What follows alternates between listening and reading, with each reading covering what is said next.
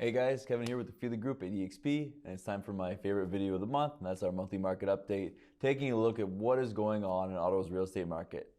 The overall numbers we're going to see is a 12% increase over April of last year. The average price of a home last April was $613,000, and it sits at $689,000 today. The average days on market stayed about the same. It was 12 last year, and it was 11 this year. Also, the average sold to ask ratio was very similar. It was 111% of asking price last year and 108% this year. The biggest difference we saw was actually the units sold. So the amount of homes sold in April this year was down 23% from last year.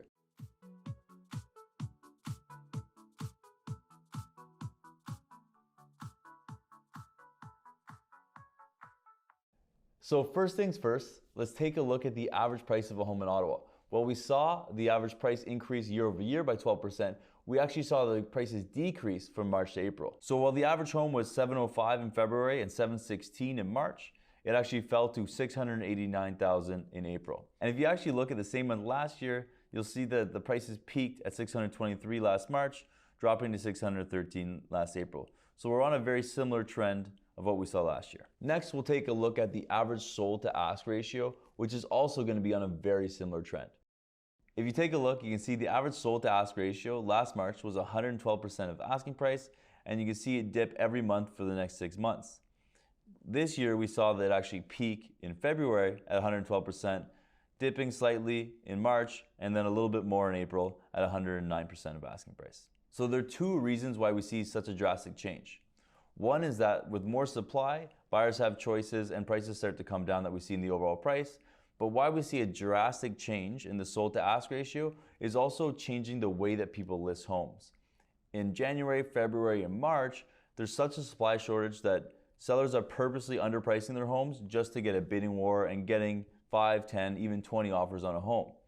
When more inventory comes out in April and May, we see the bidding wars start to happen less and less, and we see sellers who start to price their homes more appropriately. That's where you see the average sold price being 112% of asking in March and all the way down to 102% of asking price last summer. All right, now for the biggest difference of this year's market versus last year's market, that is going to be the units sold. So when we're taking a look at the units sold, first I want to start with February 2021, where we see 1,731 sell. And then if we take a look at February 2022, we see 1,743. We're in a very similar market. But then when we look at March and April at 2,900 and just under 3,100, and then under 2,400 for both March and April of this year, this is when we're starting to see a potential market shift, because we actually have a very similar amount of homes that are listing, but a lot less homes that are selling, meaning that inventory is starting to grow at a faster rate this year than it did last year. We have a lot of things going on in the market. We have interest rate risings. We have a lot of uncertainty as gas prices and the affordability of living changes. And also we see the stocks and crypto markets changing. We see a lot of people more apprehensive and buyers hesitating a little bit, not going forward as much as they did last year. And I think this is something that we really need to be watching when we're looking at predicting what's going to happen in the market.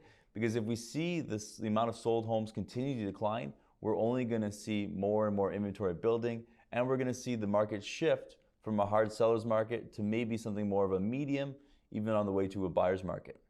So to illustrate this point even further, let's pull up the MLS stats that I took a screenshot of this morning, where we see what happened in the last week. In the last week, we've had 1,024 new listings, but only 590 sales. And if you look, we actually had 228 homes canceled. So a lot of these homes that canceled are homes that have listed low for bidding wars, not gotten the demand they wanted, and they're canceling and they are relisting. That is why we also see a lot of number of new listings and less sold. But it is a big discrepancy between the new listings and the amount of homes sold that we haven't seen in the last couple of years. All right, so now for the fun part of the video, what does this all mean? What are the predictions and what do I suggest? Well, if you're a seller who needs to sell in the next few months, I would definitely look at getting to the market sooner than later. And it's something that I've been saying for months as we're seeing supply increase and demand kind of dwindle a little bit.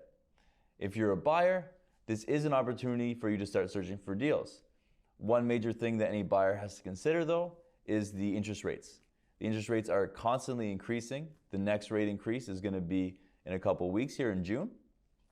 And you want to definitely lock in that pre-approval, because even if the prices dip and the mortgage rates go up, you're not really in any better situation. So if you're a buyer, what I'm recommending to all my buyers is lock in your pre-approval now if you haven't done it yet, and start your search now looking for the great deals. There are going to be sellers who have already bought a home who end up in tight situations that end up selling for less than the market value.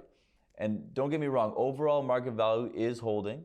There isn't a crash coming in the next day or two, but we are definitely seeing opportunity for buyers, and for sellers it being a little bit more difficult. You're going to want to look into your marketing strategy. You're going to have to pay attention to what's going on, and not thinking that you can just put a sign in your yard, put it on MLS, and get a crazy bidding war like you have in the past. So if you have any questions about what's going on in your neighborhood or what I think is going to happen in the future, you can always send me a message or give me a call. I'll be happy to help you out and go through that. And like always, guys, these videos are to help you. So if you have any questions that you want to know about in the future, put it in the comments or shoot me a message, and I'll make sure to make a video about it in the future. Thanks again for watching, and I'll see you next week.